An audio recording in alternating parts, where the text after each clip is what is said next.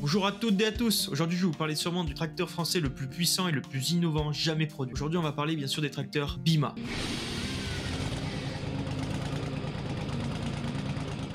Avant de commencer cette vidéo, je vais vous passer un petit message, c'est de s'il vous plaît, pour tous ceux qui regardent mes vidéos régulièrement mais qui ne s'abonnent pas à ma chaîne, je vous redemande s'il vous plaît de bien vouloir vous abonner si vous appréciez mon contenu. Dans l'onglet communauté, vous avez un sondage, vous choisissez l'origine du matériel de la prochaine vidéo et vous pouvez mettre en commentaire le matériel que vous préférez voir sur cette vidéo, donc si c'est un tracteur, c'est pas un moteur, un camion, voilà, n'importe quel engin, donc vous choisissez par le sondage son origine et en commentaire, dites-moi quel type d'engin vous souhaiterez voir. Secondo, pour cette vidéo, malheureusement, Bima c'est pas très documenté, donc ça va être un peu vide en images et en vidéo, donc ça va être un peu plus ennuyant pour les yeux, mais j'espère pour les oreilles ça vous en donnera pour votre argent. Les tracteurs Bima ont été créés dans le milieu des années 70 par Jacques Bidon. Durant son existence, Bima était alors bien en avance sur son temps. Originaire de la Champagne, le concept des tracteurs Bima était une idée déjà bien établie durant les études de Monsieur Bidon. Et oui, lors de ses études, Jacques Bidon a pu analyser les systèmes hydrostatiques, ce système aujourd'hui très répandu et qui était à son époque quelque chose de très rare. Après ses études, Jacques Bidon aura travaillé en tant qu'ingénieur mécanique dans différentes sociétés, ce qui lui a permis de gagner de l'expérience, surtout dans l'électronique et l'hydraulique. Après avoir quitté son travail, Jacques a pu mettre en œuvre son projet qui avait bien évolué au fil du temps. Il eut l'opportunité de présenter ses plans à une société de conception française. Cette dernière fut séduite par le concept et recruta Jacques pour étudier le projet. Le concept est simple, avoir un tracteur capable de faire tout en un seul passage. Le concept évolua. Le moteur se place alors au milieu du tracteur. Chaque roue est entraînée hydrauliquement et indépendamment. Chacune de ces roues avait sa propre pompe hydraulique. Le système de transmission est alors géré électroniquement. Malgré ces éléments super innovants, le premier proto était un échec. Le système de transmission était originaire d'une machine Poquelin. Ce dernier peina à entraîner le tracteur. Motorisé par un moteur de 150 chevaux, équipé d'une cabine mobile, de relevage 3 points, 10 tonnes avant et arrière, avec prise de force hydraulique avant-arrière également, le concept est super, mais il demande encore du travail. Bima est alors créé officiellement en 1977. Le Polytrac 150 sera alors le premier Bima produit. Ce premier tracteur sera assemblé alors dans la ferme de Jacques. Il sera présenté au CIMA de 1978. Il attirera beaucoup d'attention, dont un constructeur, pas n'importe lequel, Massey Ferguson, qui fournira des pièces pour l'assemblage du tracteur, notamment sur le relevage hydraulique. Le Polytrac 150 restera un prototype, mais toujours utilisé aujourd'hui. Il a été converti en tricycle. À la suite de ça, Jacques a continué à chercher et à développer son projet. Il entre en accord avec le constructeur de rouleaux compacteurs Albaré. Ils produisent alors deux prototypes de 250 et 285 chevaux. Il faut se dire qu'on est déjà au début des années 80 que des tracteurs de cette puissance-là, surtout français, c'est très rare. Ils envisagent alors de produire des tracteurs en série. En suivant, deux versions font leur apparition, de 325 et 350 chevaux. Ils seront alors produits jusqu'en 1980.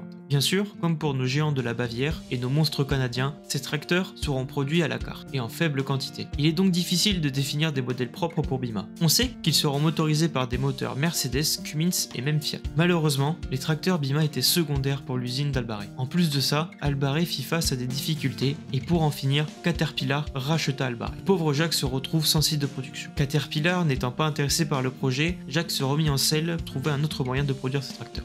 Finalement, au milieu des années 80, Jacques fusionne avec la société Henripre qui produit des ensileuses automotrices. Ils deviennent alors BH Industries. Bidon est reparti. Ces tracteurs seront alors produits avec les ensileuses de son partenaire. Au fil des années, Jacques souhaita faire un tracteur vraiment puissant, mais l'usine de son partenaire n'était pas capable d'assumer de telles dimensions, et d'ailleurs aucune en France. C'est en Espagne que Jacques trouvera un lieu de production capacité de produire ce qui sera le tracteur français le plus puissant jamais produit. Ce sera le modèle unique, le Bima 4400, 440 chevaux. C'est-à-dire que là on est tout juste à la fin des années 80, on commence à avoir un tracteur de 440 chevaux français, c'est quand même balèze quoi, je veux dire même en Europe en général un tracteur de 440 chevaux c'était déjà très rare à cette époque, je veux dire aujourd'hui c'est courant avec plein de séries, mais à l'époque c'est gigantesque, donc aujourd'hui quand même 440 chevaux ça reste quand même de belles puissances. Du muscle enfin pour notre catalogue de tracteurs français, moi qui suis tant déçu par notre industrie agricole française, on a toujours fait du bon matériel mais on n'a jamais fait du tracteur puissant, ça c'est mon grand regret de l'industrie agricole française, mais heureusement, Bima a relevé le niveau. 22 Bima seront alors produits durant la vie de la marque. Malheureusement, bon nombre d'entre eux ne sont plus en fonctionnement aujourd'hui. Ils sont plus en fonctionnement, ça reste, c'est des très bons tracteurs et tout ça.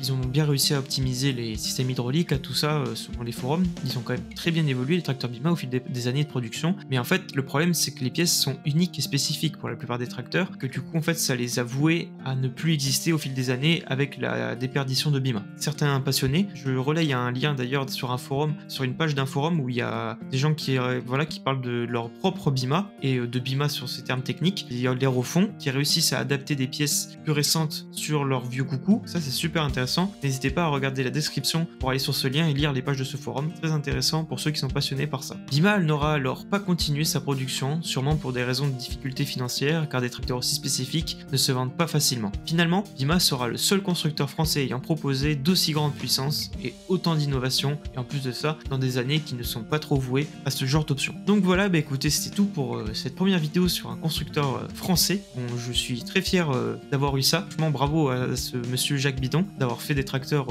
aussi impressionnants et aussi innovants pour son époque, et bravo à lui d'avoir poussé ses rêves et d'avoir vraiment accompli son projet. Je le félicite. S'il regarde cette vidéo par hasard, bah, je vous dis bravo monsieur. Je vous remercie d'avoir regardé, à vous tous. Je vous demande, s'il vous plaît, si vous avez aimé ce contenu ou vous aimez en général mon contenu, de bien vouloir liker mes vidéos, mettre un commentaire et de vous abonner à la chaîne. Je vous remercie et vous dis à bientôt. Au revoir.